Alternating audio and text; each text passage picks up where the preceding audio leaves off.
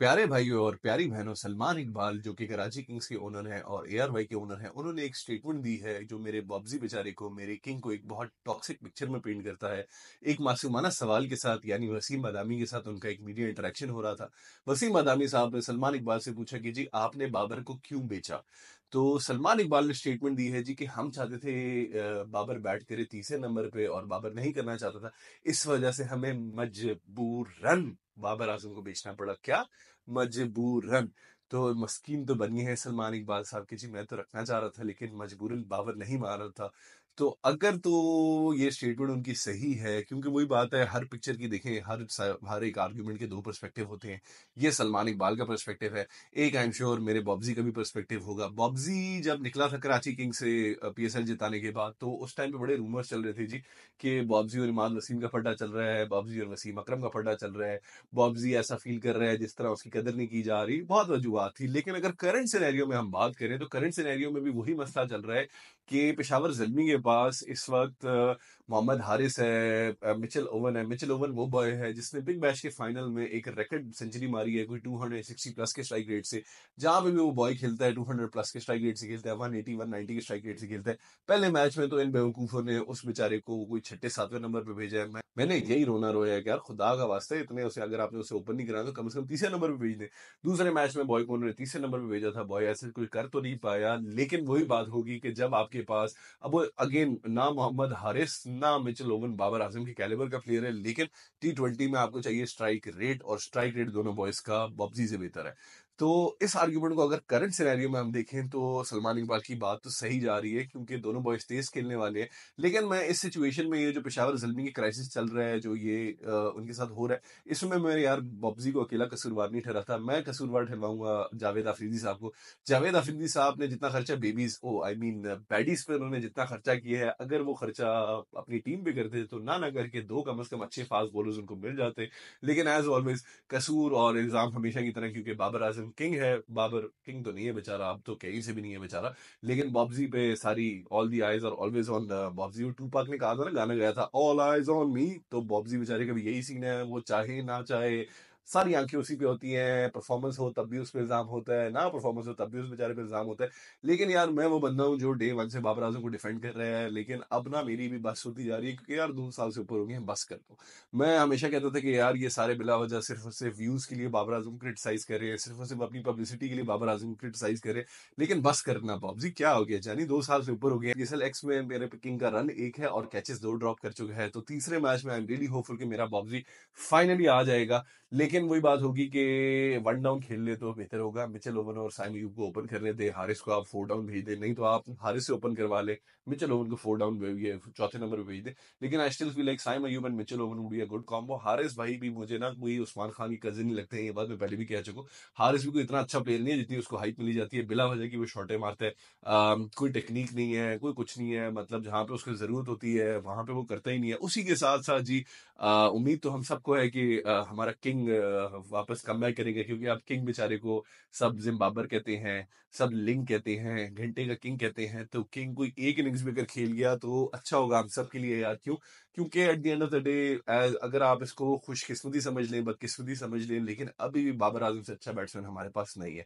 उसी के साथ साथ ये जो हमारे दो बॉयज हैं मेन कल्प्रिट्स जिनको ठहराया जाता है, मेरा ये बॉब्जी और ओ यस इजी टू, ये दोनों बॉयज की जो टीम्स हैं, ये बॉटम 2 चल रही हैं इस पीएसएल में। तो मुझे तो ये लग रहा है कि ये दोनों बॉयज क्वालिफाई नहीं कर पाएंगे अपनी टीम्स के साथ, और उसके बाद इन बेचारों पे एक नया तबसरा शुरू होगा। नहीं, ये सारे फिंगर पॉइंटिंग शुरू होगी कि जी हमने तो कहा है ये T20 के प्लेयर नहीं है, ये तो ऐसे हैं, ये तो वैसे हैं। वो जो किटी पार्टीज में आंटीज वो नहीं करती गॉसिप, वो वाली गॉसिप शुरू हो जाएंगी। उसी के साथ साथ जी पाकिस्तान में जैसे जैसे हर चीज का स्टैंडर्ड गिर रहा है, उसी तरह एक जमाने में जहां हमारे मुल्क में इतने बड़े बड़े जर्नलिस्ट आते थे, अब हमारे मुल्क में टुच्चे टुच्चे जर्नलिस्ट आने शुरू हो गए, जिनकी जिंदगी का सिर्फ एक मकसद है कि वो फजूल सवाल पूछे सारे इंटरनेशनल प्लेयर से।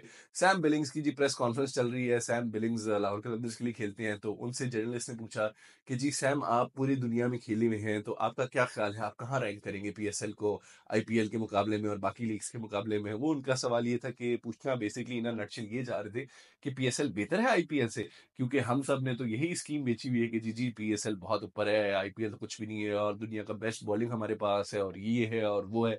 उसी के साथ साथ जी कल कल सोशल मीडिया पे एक नई हवा चली कि जो पीएसएल का मैन ऑफ द मैच है उसको 5 लाख रुपया पाकिस्तानी मिलता है, जबकि जो आईपीएल का मैन ऑफ द मैच है उसको 1 लाख इंडियन रुपीज मिलते हैं। सब बॉयज जोड़े होने के जी हम ये बिला वजह की बिगेस्ट लीग।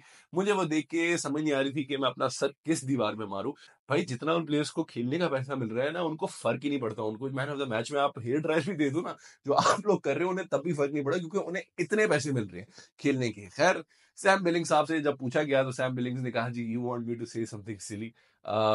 इसमें देखें जी, कोई शक ही नहीं है कि पूरी दुनिया मानती है कि पाकिस्तान में टैलेंट की कोई कमी नहीं, और टैलेंट तो पाकिस्तान का हमेशा से बहुत बहुत बहुत ज्यादा कमाल रहा है।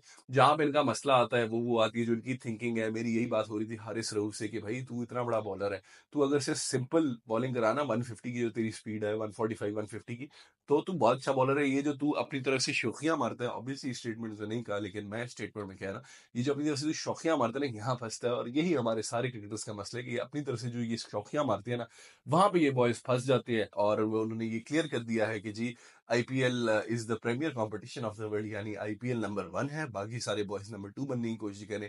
जिसमें बिग बैश लीग है, इंग्लैंड के ये द 100 है, और हजार चीजें, जितनी भी लीग्स हो रही है सब नंबर 2 के लिए compete कर रहे हैं। ये वो बात है जो सारे कह चुके हैं। सिकंदर रजा, जिनको लाहौर कलंदर ने पता नहीं अपना कोई पुप्पी का बेटा बनाया हुआ है, सिकंदर रजा भी ये बात पास्ट में कह चुके हैं, जी IPL is the premier competition of the world. और वही बात है कि हमें ना, मतलब किस बेसिस पे हम आईपीएल के साथ मुकाबला कर रहे हैं। हमारे पास ऐसे वो प्लेयर्स खेल रहे हैं जो आईपीएल में सिलेक्ट नहीं हुए। ठीक है, अगर ये प्लेयर्स आईपीएल में सिलेक्ट हुए होते तो इन प्लेयर्स ने भी आपको मुंह नहीं लगाना था। कॉर्बिन बॉश आपके पास सबसे बड़ी एग्जांपल है, साउथ अफ्रीका का बॉय जो आके आपके खिलाफ परफॉर्म कर रहा है। उसने डेब्यू भी आप ही के खिलाफ की है, परफॉर्मेंस भी आप ही के खिलाफ दे रहा है बॉय। कॉर्बिन बॉश को आपने सेलेक्ट किया, कॉर्बिन बॉश को मौका मिला आईपीएल जाने का, वो बेचारा उधर जाके बेंच पे बैठा हुआ है, उसको कोई खिला नहीं रहा, लेकिन वो खुश है। उसके बाद जी हमारा ये पाकिस्तान की राखी सावंत, यानी हमारा पाकिस्तान क्रिकेट वो चौड़ा हो रहा है कि हम जी 1 साल के लिए बैन कर देते हैं इसको, हमें ये बिहेवियर नहीं चाहिए। तो again it doesn't really matter to him bro. उधर जो ये जिनका बच्चा है न्यूजीलैंड का ग्लेन फिलिप्स, जो कि पता नहीं कहाँ कहाँ से कैच पकड़ लेता है। ग्लेन फिलिप्स अपने करियर में हार्डली आईपीएल के अभी तक कोई 10 से 15 मैच के भी कम के मैचेस खेला हुआ है। 15 से कम मैचेस हैं, ये मुझे कंफर्म है, एग्जैक्ट मुझे नंबर नहीं पता। वो भी एक बेंच वार्मर है। तो ग्लेन फिलिप्स जैसा बंदा उधर बेंच वार्मर बैठा हुआ है, तो आप लोग किस मुंह से कह रहे हैं कि जी हम लोग दुनिया के सबसे प्रीमियर कंपटीशन है। और फेसबुक ग्रुप्स में और ट्विटर पे लड़ाइयां चल रही हैं कि जी PSL is the biggest brand in the world. तो पता नहीं किस बेसिस पे आप लोग कर लेते हैं। वो कहते हैं ना, डिलुलू इज द सुलुलू, तो डिलुलू तो बहुत है बॉयज। ओवरऑल मैं ये एक बात पहले भी कर चुका हूँ, अभी मैं ये बात कहूंगा कि इस साल पीएसएल में the quality of cricket is much better compare to last year. Last year मेरे लिए बड़ी बोरिंग सी ये पीएसएल गई थी। इस दफा भी पीएसएल का जो पहला मैच था इतना बोरिंग था, मैं तो पूरा टाइम यही करता रहा हूँ। ऊपर से जो ओपनिंग सेरेमनी उन्होंने, अल्लाह माफ करे, पूरा लिपसिंग कराई है सबसे, ओए होए होए, तौबा तौबा तौबा। बट खैर क्वालिटी ऑफ क्रिकेट बहुत बेहतर हो रही है। उसी के साथ साथ जी मोहम्मद हफीज साहब ने स्टेटमेंट दे दी है कि जी Saim Ayub and Abdullah Shafique are the future of Pakistani cricket, there is no doubt about it. तो हफीज भाई, ये तो हमें सालों से पता है, Saim Ayub has come to the party, Saim Ayub ने आके परफॉर्म किया। अब्दुल्ला शफीक ने जो इंडिया वाला वर्ल्ड कप था उसमें बहुत टाइट परफॉर्मेंस दी थी, मेरे हिसाब से हमारा बेस्ट बैट्समैन था। उसके बाद से बेचारे का कोई मतलब, इतनी इसने बुरी परफॉर्मेंसेस दी है। अभी पीएसएल में भाई जो टॉप रन स्कोरर्स की लिस्ट है उसमें है, इनके साथ फखर जमान भी है, इनके साथ डैरल मिचेल भी हैं। तो बैटिंग चार्ट्स तो डोमिनेट कर रहे हैं लाहौर वाले बॉयज, जबकि बॉलिंग चार्ट्स डोमिनेट कर रहे हैं इस्लामाबाद वाले बॉयज। तो आयरनी, हमारा जो पेस अटैक है फ्रंट लाइन, ये ऑलमोस्ट पूरा ही कोई भी किसी लिस्ट में नहीं है। ना शाहीन साहब किसी लिस्ट में है, ना हारिस रऊफ साहब किसी लिस्ट में है, ना ये नसीम शाह साहब किसी लिस्ट में है। तो बंदे को समझ नहीं आती कि बंदा क्या बोले इन बॉयज को। लेकिन खैर वही बात है, शाहीन साहब ने पिछले 2 मैचेस में जो बॉलिंग की है देख के अच्छा लग रहा है। पीएसएल की पुली कहा जा रहा है उन्हें, और सब बॉयज यही रो रहे हैं कि यार इंटरनेशनल स्टेज पे आके आप सबकी क्यों हवा निकल जाती है, पीएसएल में आप क्यों परफॉर्मेंस दे रहे हैं। उधर हमारे दामाद जी भी परफॉर्मेंस दे रहे हैं, दामाद जी की 6 विकेटें हो गई हैं, और दामाद जी की फुल इस वक्त गेम ऑन हुई है। दामाद जी तो टीम में कंफर्म वापस आ रहे हैं। बट खैर आई रियली होप कि ये जो हमारे बॉयज पीएसएल में परफॉर्म कर रहे हैं, ये आके इंटरनेशनल स्टेज पे परफॉर्म करे। उसी के साथ साथ मेरा बॉब्जी बेचारा यार प्लीज पीएसएल में परफॉर्म करे। और बॉब्जी की ये जो ये आ रही है ना, बॉब्जी के खिलाफ जो इमेज खराब जा रही है कि जी बॉब्जी ने 3 पे बैटिंग नहीं करनी, क्योंकि अब वही है, पब्लिक के पास कोई काम ही नहीं है, बॉब्जी को बस इन्होंने बातें सुनानी है, चाहे बॉब्जी जो मर्जी कर ले। बॉब्जी जिस दिन 100 मारेगा उस दिन बोलेंगे 150 क्यों नहीं मारा, जिस दिन बॉब्जी 150 मारेगा उस दिन बोलेंगे 200 क्यों नहीं मारा। बट अभी तो खैर हल्का फुल्का ना दिल मेरा भी टूट ही रहा है कि बॉब्जी बेचारा क्या कर रहा है यार। लाइक हमेशा डिफेंड किया। आखिरी कुछ अरसे में ना मैं भी बॉब्जी के खिलाफ, और उसी के साथ साथ जी Rilee Rossouw, the South African born left hander, जो कि 2017 से पीएसएल खेल रहे हैं। इनिशियली कोयटा ग्लैडिएटर्स के लिए खेलते थे, अब मुल्तान सुल्तान्स के लिए खेलते हैं। उन्होंने जी स्टेटमेंट दी है कि पाकिस्तान की हॉस्पिटैलिटी का कोई मुकाबला नहीं है, यहाँ पे आपको किंग की तरह फील कराते हैं। तो चलें, कहीं पे तो हम पाकिस्तानी अच्छा करते हैं, हॉस्पिटेबल तो हम हैं यार। मैं जब भी सोशल मीडिया खोलता हूँ, मेरी फीड पे ये आए होते हैं, कोई ना कोई गोरा ट्रैवलर आ रहा है, कोई लेफ्ट राइट फिर रहे हैं, और हर कोई इतनी तारीफ कर रहा है, Pakistan is a very hospitable country, hospitable country. तो हाँ यार, हम गोरों के साथ तो बहुत हॉस्पिटेबल है। हम पाकिस्तानी अगर एक दूसरे के साथ भी हॉस्पिटेबल हो जाए ना, और तो हमारी ये आधे से ज्यादा जो मुश्किलें और परेशानियां हमारे मुल्क की, वो हल हो जाएंगी। लेकिन खैर, ये क्रिकेट की वीडियो है, सियासत की बातें तो मैं कर नहीं रहा ना, मैं किसी पॉडकास्ट पे बैठा हूँ। तो यही है यार, आज की वीडियो में जाते जाते एक आखिरी बात कहूंगा यार, I am a new YouTuber. मुझे यूट्यूब अभी 2.5 महीने से भी कम हुआ है। अगर आपको मेरा कंटेंट अच्छा लग रहा है तो प्लीज मेरी वीडियोस पर लाइक करें, उन्हें कमेंट करें, सब्सक्राइब टू माय चैनल। और कल मैच है जी हमारे कराची किंग्स का कोयटा ग्लैडिएटर्स के साथ। तो क्या प्रेडिक्शन है आपकी, कौन जीतेगा, मुझे कमेंट्स में बताएं, और कौन होगा मैन ऑफ द मैच। तो यही है, मिलते हैं अगली वीडियो में। बाय।